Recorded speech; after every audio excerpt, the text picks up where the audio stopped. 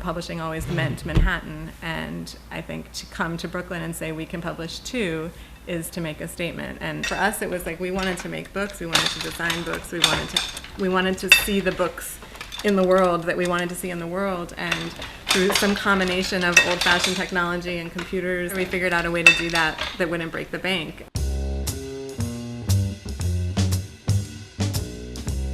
The book publishing landscape has actually changed a lot. There's a lot more independent publishing companies than there were, and not just a number of companies, but a lot more sort of highly creative, inspired independent publishing companies. In a way, all these tiny presses are coming out of the 90s DIY zine scene, just becoming more integrated with letterpress and print and more like design culture as well.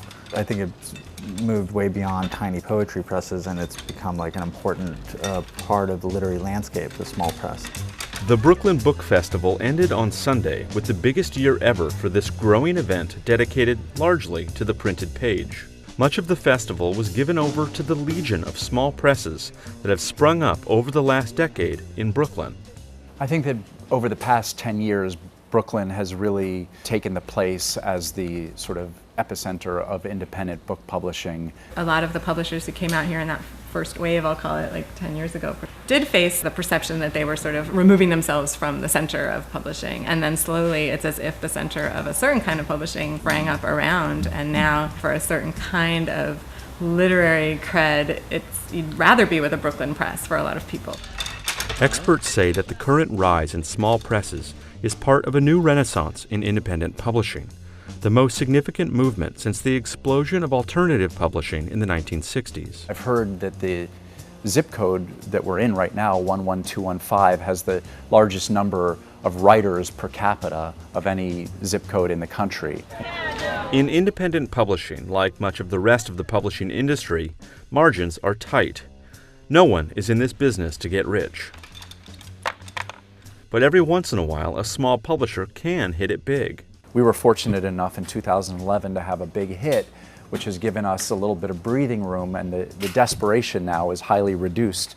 So this right here is a carton that arrived at our office yesterday containing the 10th printing of this enormous hit that we've had, Go the F to Sleep.